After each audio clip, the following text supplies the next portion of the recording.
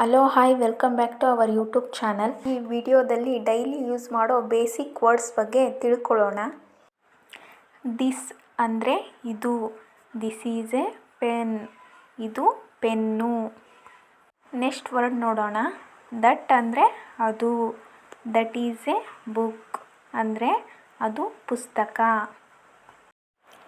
I ಅಂದರೆ ನಾನು, I am A student ಕನ್ನಡದಲ್ಲಿ ನಾನು ವಿದ್ಯಾರ್ಥಿ. ಯು ಅಂದರೆ ನೀನು ಅಥವಾ ನೀವು, ಯು ಆರ್ ಮೈ ಫ್ರೆಂಡ್ ನೀನು ನನ್ನ ಸ್ನೇಹಿತ. ಈ ಅಂದರೆ ಅವನು, ಈಸ್ ಎ ಟೀಚರ್ ಅವನು ಶಿಕ್ಷಕ. ಶಿ ಅಂದರೆ ಅವಳು, ಶಿ ಈಸ್ ಎ ಗರ್ಲ್ ಅಂದರೆ ಕನ್ನಡದಲ್ಲಿ ಅವಳು ಹುಡುಗಿ.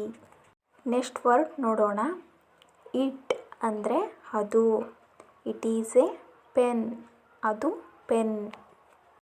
ಐ ಅಂದರೆ ನಾನು ಕನ್ನಡದಲ್ಲಿ, ಐ ಆಮ್ ಹ್ಯಾಪಿ ನಾನು ಸಂತೋಷವಾಗಿದ್ದೇನೆ. ನೆಕ್ಸ್ಟ್ ವರ್ಡ್ ನೋಡೋಣ.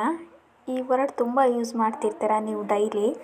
ಎಸ್ ಅಂದರೆ ಹೌದು, ಎಸ್ ಐ ನೋ ಹೌದು ನನಗೆ ಗೊತ್ತು.